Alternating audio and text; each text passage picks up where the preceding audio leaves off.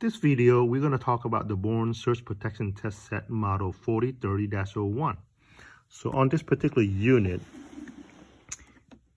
it has two 9-volt battery in here that you can replace by moving these 4 little thumb screw. But I'm not going to do that today.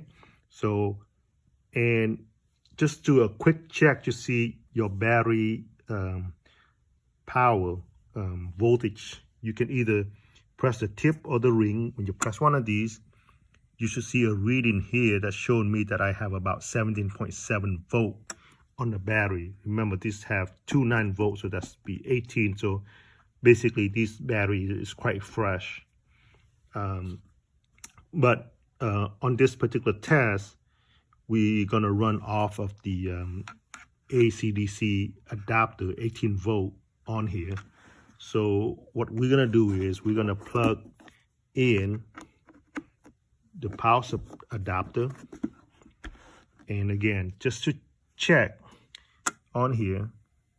So this power adapter actually gives us 17.8 or 17.9 volt output on this one. So as you can see with the power adapter, this voltage pretty much stay steady, but if you run it off from the battery, the voltage should drop slowly. So that's given because of the battery. So today we're gonna do is I'm gonna run tests on the MOV. So, but before I test MOV, this L1 to common or C, which is representing this 2 connection, and L1 to C negative, what that does is it reverse and it put positive on the common and negative on the L1. L2 to C, which is between these two, and L1 to L2 is basically you testing 1 and 2, right?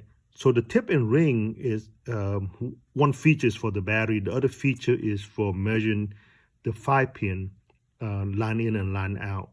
So if you're using the 5-pin, you can actually quickly check to see if there's an overcurrent component on your 5-pin. So what I'm going to do is I'm going to plug the black cable to the common and the red cable to L1. And I already connected this particular MOV, and this MOV is 14D201K from Bourns. The 201K basically stands for the 200 volt type of version. So if I press L1 to common,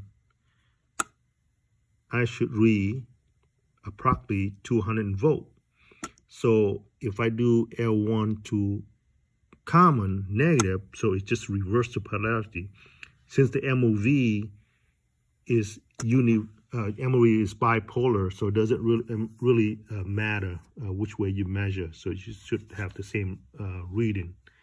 So again, this is the way this test set up is it will rise, the voltage will rise until it have 1 milliamp conduction through the component. And once the 1 milliamp conduction activate, it will shut off the power supply in here, but it will leave the voltage display on so you can see the peak voltage of that. And again, we do one more time just to see. You can see the voltage ramping up, and now there should be no voltage on the output, but the display will hold at whatever the peak reading it had. And if you want to change the speed on the manual, there's a little switch under this area here that you can actually show you how to change the speed, but the default will be 200 volt per second. Okay, if you got any question, our sales or FAE can answer, or you can contact me directly and ask them for my information. Thanks.